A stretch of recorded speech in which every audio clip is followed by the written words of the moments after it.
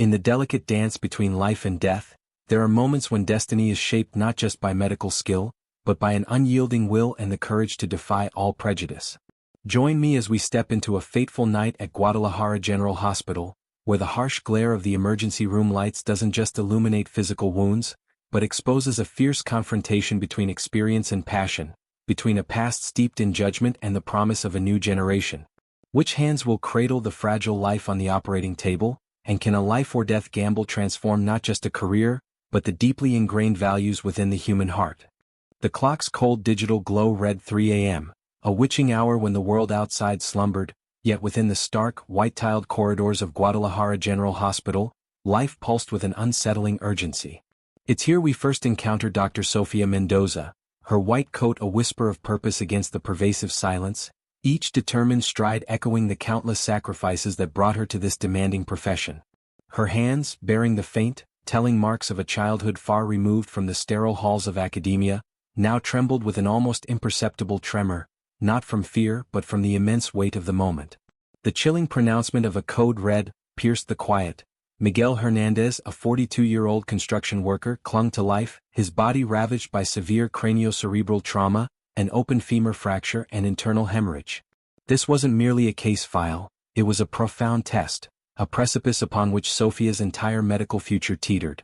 Yet, before the young doctor could fully grasp the gravity of the situation, a shadow fell across the bustling emergency room. Dr. Roberto Vasquez, a name whispered with both reverence and dread within the hospital's hallowed walls, materialized, a 55-year-old titan whose reputation for surgical brilliance was matched only by his chilling superiority. His initial words, delivered with a sneering smile and a dismissive glance, "Look who's here to save us." The little doctor who studied on government scholarships, were not just a greeting but a calculated strike. In an instant, the air crackled with a palpable tension, igniting a simmering conflict far deeper than the immediate medical crisis. This wasn't merely a frantic race against time to save a life, it was a visceral clash of worlds, of raw, unyielding experience versus tenacious youth, of ingrained privilege confronting hard-won grit. The stage was set not just for a surgery but for a battle of wills, values and destinies. Sofia, having long carried the quiet burden of such dismissive whispers, felt her fists clench imperceptibly beneath her sterile gloves. Yet, a deeper resolve, honed by years of striving against odds, kept her gaze fixed on the urgent reality before them. "Dr. Vasquez," she pressed, her voice a calm counterpoint to the rising panic, "we need to act fast. His vitals are plummeting. We must get him to surgery immediately." Her plea for decisive action was met not with agreement, but with a harsh, derisive laugh from the veteran surgeon. "Seriously, doctor? And who, pray tell, is going to operate? You who 6 months ago couldn't even suture correctly."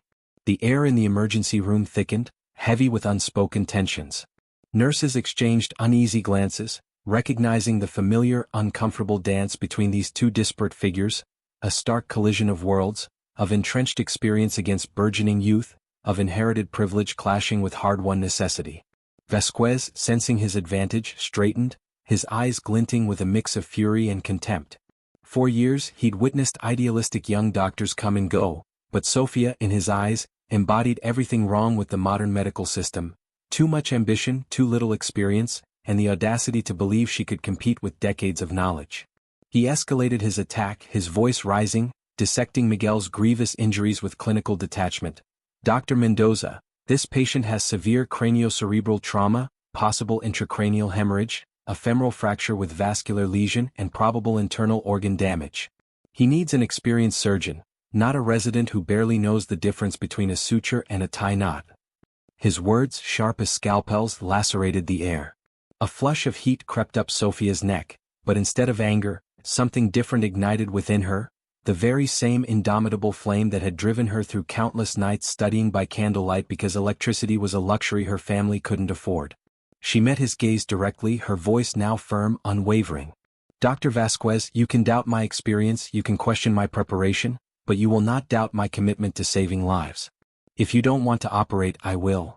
A deafening silence fell, as if even the monitors held their breath.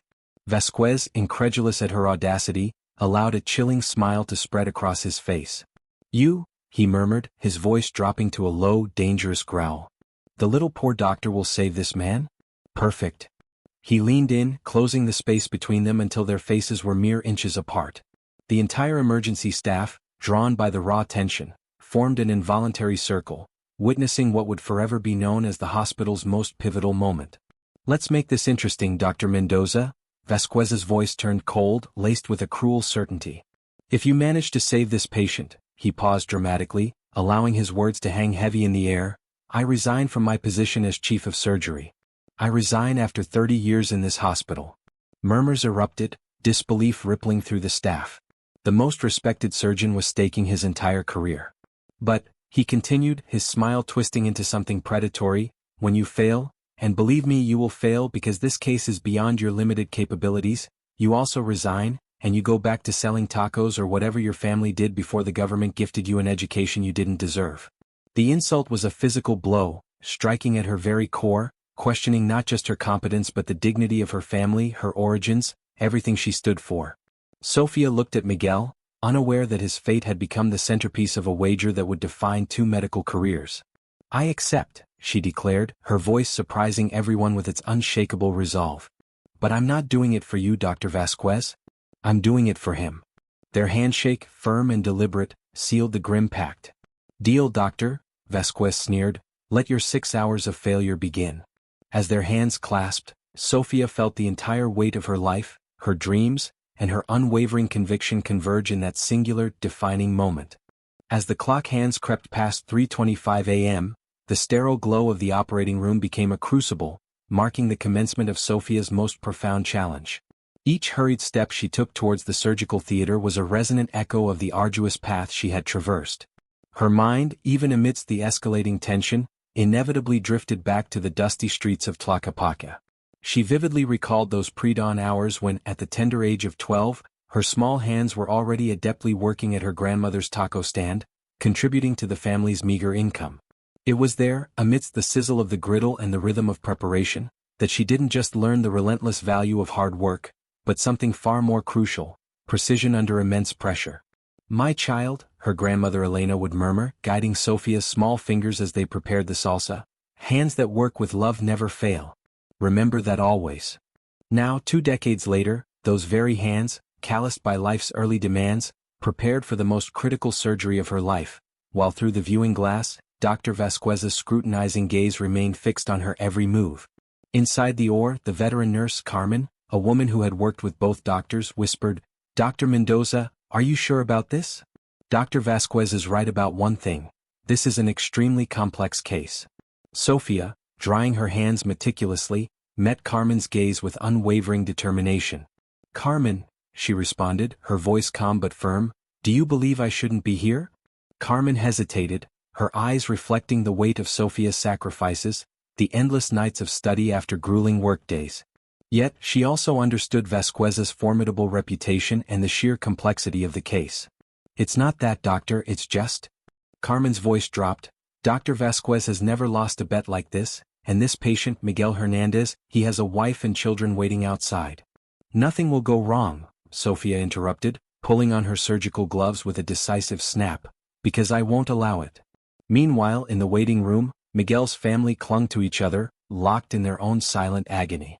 His wife, Maria, held her 3 children close, little Diego's tear-filled eyes asking the question no one could answer: "Mommy, is Daddy going to be okay?" Maria had overheard whispers of the accident's severity, of Miguel's slim chances, yet a strange, inexplicable calm settled upon her as she heard about the young doctor taking charge. Back in the OR, Sophia reviewed Miguel's scans one last time: intracranial hemorrhage, fractured femur damaging the femoral artery, possible liver damage. "It's like a mortal puzzle," she murmured to herself. "Every piece has to fit perfectly or everything crumbles." The anesthesiologist, Dr. Ramirez, approached.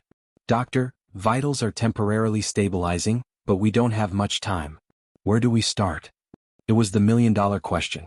In a normal surgery, protocols would dictate. This case demanded intuition, decisions that could mean life or death.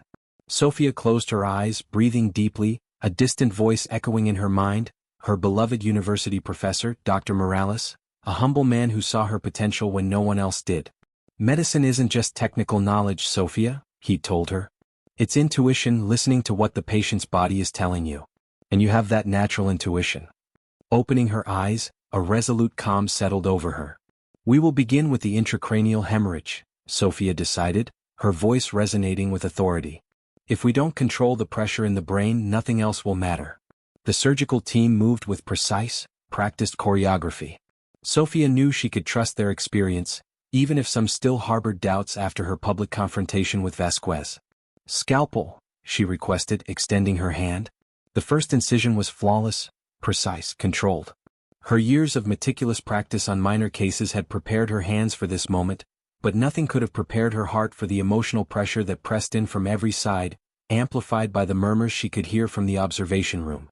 She knew Dr. Vasquez was there, a silent, critical observer, waiting for any sign of error to confirm his prejudices. Intracranial pressure reducing, the vital signs nurse announced, a small victory that brought a moment of relief, but Sophia knew the true challenge lay ahead with the vascular complications and the fractured femur. Dr. Ramirez interrupted, concern lacing his voice. "Blood pressure is dropping. The abdominal hemorrhage appears more severe than we thought." It was exactly what Sophia had feared, new complications emerging every minute.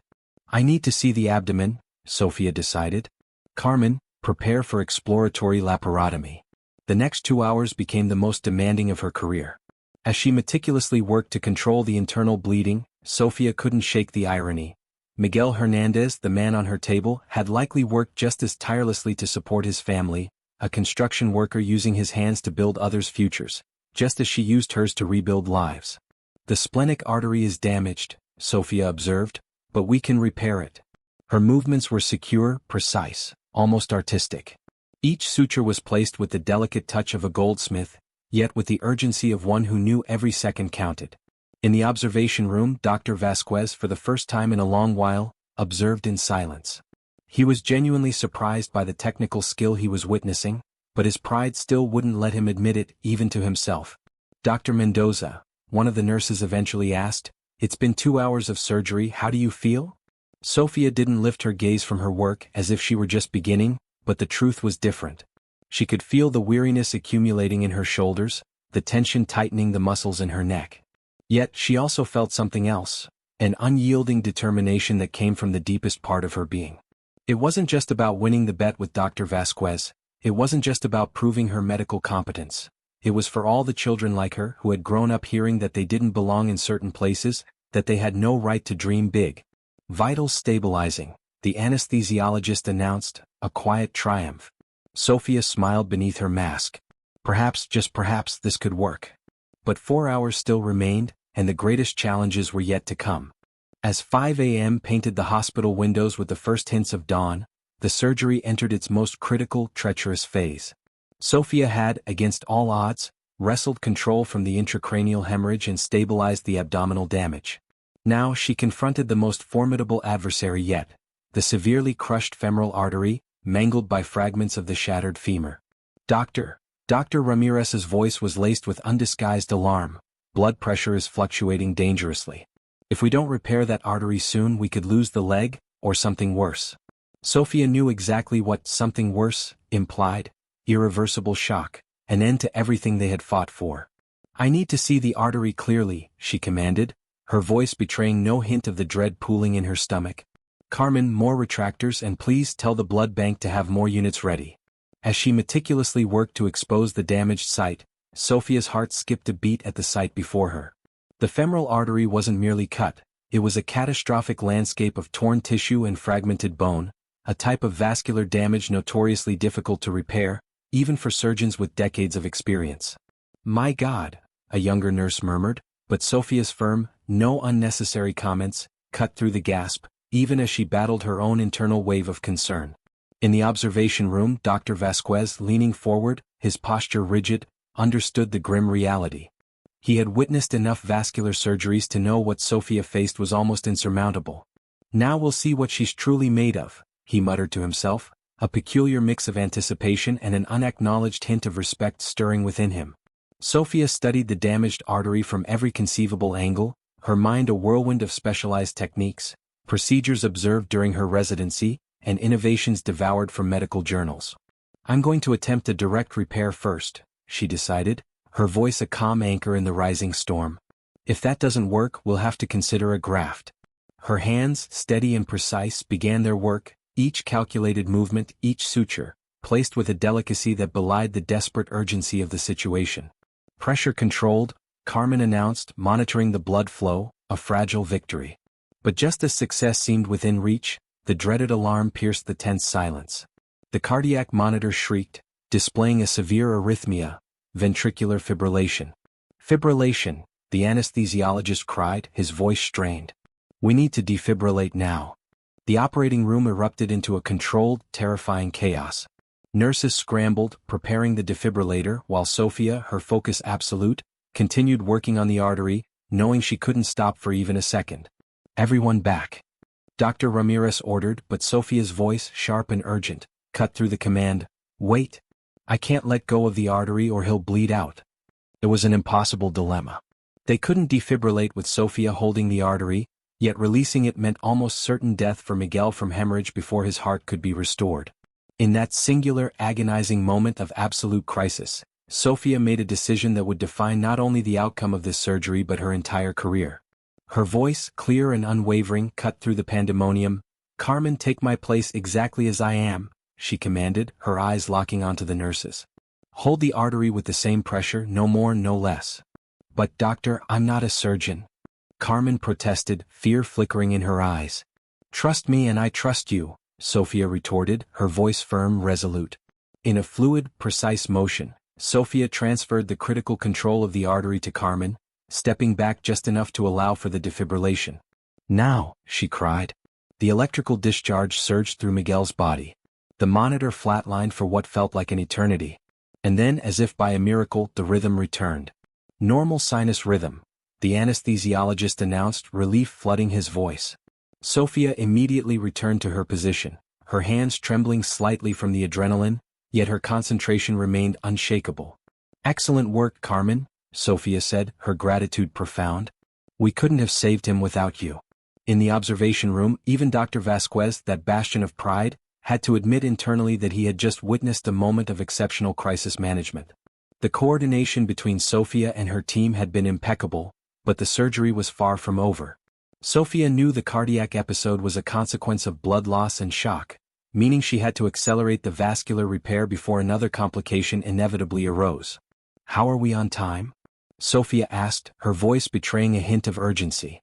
5.5 hours since we began, Carmen responded, her voice tight with the strain of the long night.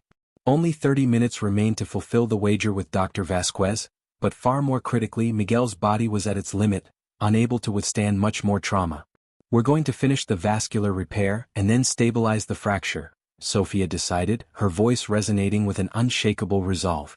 The bone can wait, but the artery cannot. Her hands, fueled by an almost supernatural focus, worked with a speed and precision that seemed to defy the laws of physics. Every suture was perfect, every movement economical, every decision made with an unerring certainty. Blood flow restored, Carmen announced, her voice tinged with a visible relief that even her mask couldn't conceal. Blood pressure normalizing, the anesthesiologist added, a quiet exhalation of triumph that echoed through the room. For the first time in hours, Sophia felt a genuine surge of hope, a fragile belief that they could, indeed, win this battle. Yet, she knew better than to relax. Miguel would remain vulnerable until completely stable. Now for the fracture, Sophia declared, already turning her attention to the next critical step. I need the plate and screws, Carmen, can you assist with the reduction? As they worked in concert to align and fix the fragmented bone, Sophia's thoughts drifted irresistibly to the family waiting outside, to Maria, who surely hadn't ceased her fervent prayers, to the 3 children who desperately needed their father back home. Fracture reduced and fixed, Sophia announced, a quiet sigh of accomplishment. She began the final sutures, the meticulous closing of the wounds, when a piercing alarm shattered the fragile piece once more. This time the problem wasn't cardiac, it was respiratory.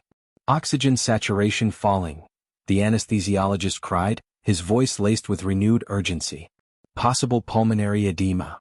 Sophia closed her eyes for a fleeting moment, a silent plea escaping her lips. After hours of relentless struggle, after overcoming crisis after crisis, now they faced a complication that threatened to undo every hard-won victory. No, she murmured to herself, a fierce, primal refusal resounding within her. I will not allow this man to die, not after coming so far.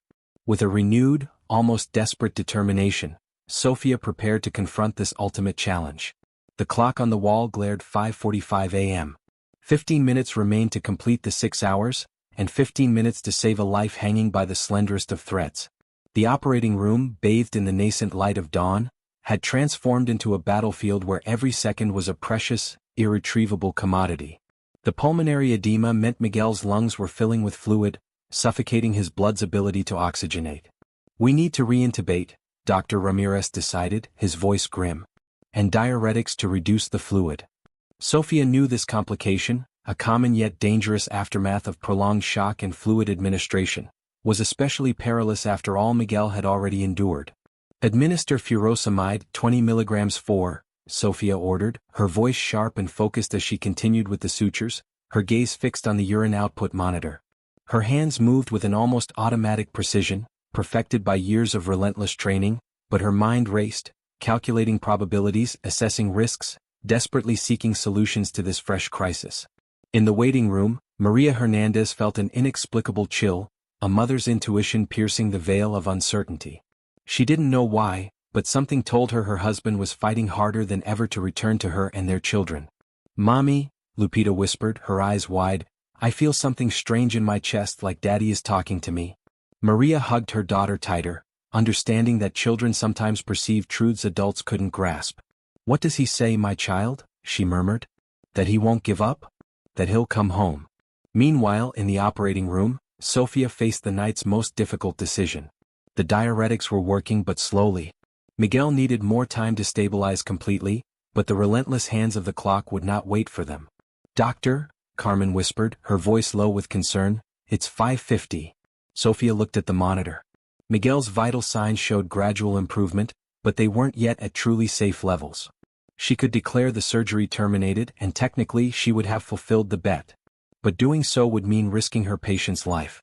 "We will not rush," Sophia decided firmly, her gaze never leaving the monitor. "This man's life is worth more than any bet." In the observation room, Dr. Vasquez consulted his watch. 5:52 a.m. In his mind he was already savoring victory. The young doctor had done admirable work, far better than he had expected, but the 6 hours were almost up, and the patient was not yet fully stable. "Dr. Mendoza," Vasquez's voice crackled through the intercom, "time is running out." Sophia didn't reply, her entire being focused on Miguel's oxygen saturation, which was slowly climbing. 85%. 87, 88. "Come on, Miguel," Sophia murmured, her voice a soft, fierce whisper. "I know you can do it. Your family is waiting." At 5:55 a.m., the saturation hit 90%. Vitals stabilized. Blood pressure normal. Heart rhythm regular. "Vitals stable," the anesthesiologist announced, a broad smile audible in his voice. Sophia finished the last suture and straightened up, her back aching, her legs trembling from exhaustion. But in her heart, a sense of triumph bloomed, unlike anything she had ever experienced before. "Surgery completed," Sophia announced, her voice filled with a quiet, profound triumph. "Patient stable for transfer to recovery." A wave of silent applause rippled through the operating room. Every nurse, the anesthesiologist, even the technicians, understood they had just borne witness to something extraordinary. Carmen approached Sophia, a knowing smile crinkling her eyes above her mask. "Doctor," she whispered, "it's 5:58. You did it with 2 minutes to spare." But Sophia wasn't thinking of the bet. Her mind was on Miguel, on his family, on the profound truth that a father would return home to his children. As she peeled off her gloves and mask, Sophia turned towards the observation room, where she knew Dr. Vasquez awaited. Her steps were firm, yet there was no trace of triumphant swagger, only a serene professional satisfaction. Entering the observation room, she found Dr. Vasquez standing by the window, watching Miguel being wheeled towards recovery. "Dr. Vasquez," Sophia stated simply. The veteran surgeon turned slowly. His expression was inscrutable, but something in his eyes had irrevocably shifted. The familiar arrogance had given way to something different: respect, perhaps surprise, or a complex blend of both. "Dr. Mendoza," Vasquez responded, his voice softer, devoid of its usual condescension, a tone Sophia had never heard before. He paused, his gaze drifting back to Miguel, now steadily being connected to monitors and recovery.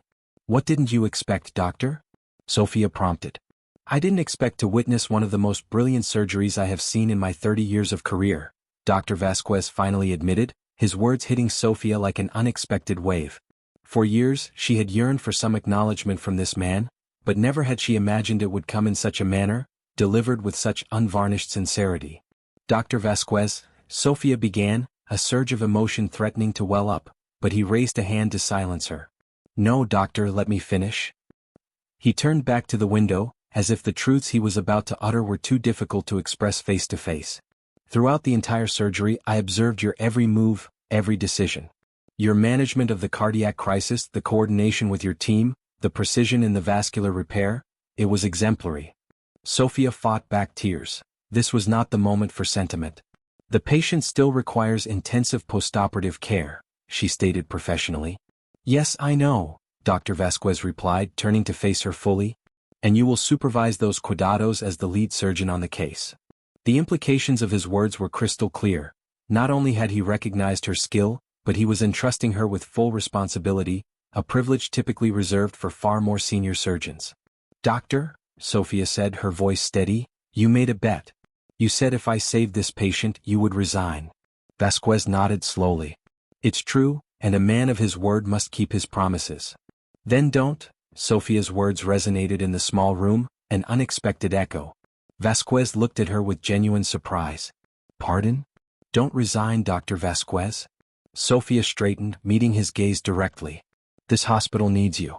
The patients need you. And residents like me need you too. Vasquez frowned, confused. Doctor, I don't understand. You won the bet fairly. You have every right to claim your victory. My victory isn't your departure, Sofia explained with a maturity that surprised even herself. My victory is having saved a life. My victory is having demonstrated that a person's worth is not measured by their origin, but by their actions. The silence that followed was unlike any they had shared before. It was not tense or uncomfortable, but reflective, charged with mutual understanding. Dr. Mendoza, Vasquez said after a long moment, are you asking me to stay? I'm asking you to be the mentor this hospital needs, not the obstacle you have been until now, Sofia paused. You have 30 years of experience that could teach generations of doctors, but only if you leave behind your prejudices and embrace what it truly means to be a doctor. Vasquez remained silent for a long moment, processing Sofia's words. In his eyes, a profound internal struggle played out, decades of pride and prejudice warring against the recognition of a truth he had long avoided. And if I agree to stay, he finally asked, how can I be sure we can work together after all this? Sofia smiled for the first time in hours. Because we both want the same thing, doctor, to save lives. Everything else is just details we can resolve. At that very moment, Carmen appeared at the observation room door. Dr. Mendoza, she announced softly, the patient's family is asking for you. They want to know how their husband is. Sofia nodded. I'm coming immediately. She turned back to Dr. Vasquez. Will you come with me, doctor? I believe it would be appropriate for us to explain the success of the surgery together. Vasquez looked at her with an expression that mixed surprise with something akin to gratitude. It would be an honor, Dr. Mendoza. As they walked together towards the waiting room, Sofia couldn't shake the feeling that something fundamental had shifted in the hospital's dynamic.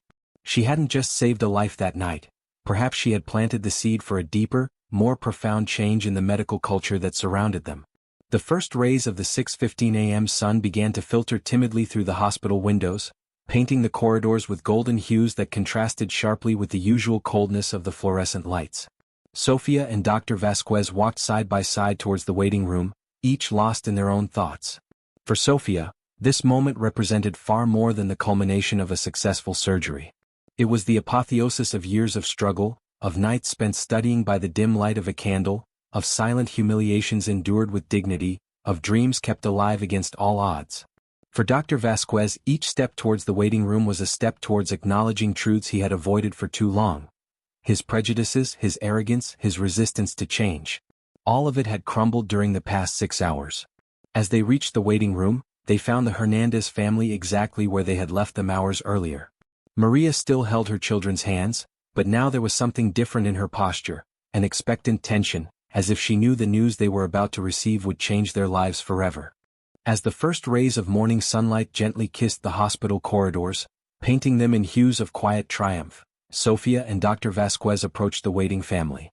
In that profound moment, it wasn't just a successful surgery they announced, but a new dawn for the hospital itself.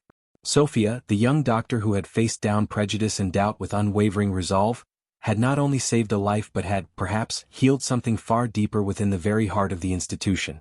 And Dr. Vasquez, the hardened veteran, stood beside her, humbled and transformed, ready to embrace a future where wisdom and empathy would guide his formidable experience. Their shared walk symbolized more than just a medical victory. It marked the beginning of a powerful shift. It was a testament to the belief that the true measure of a person, and indeed a profession, lies not in titles or origins, but in the courage to challenge norms, the commitment to human life, and the willingness to learn from unexpected teachers. In the quiet relief of that morning, a new legacy was forged, one where compassion illuminated the path forward, proving that even in the most challenging moments, the human spirit, driven by genuine purpose, can always find a way to heal, to unite, and to shine. This is such an amazing story. Dear friends, if you liked the video, give it a like and subscribe to the channel. There is still a lot of interesting things to come.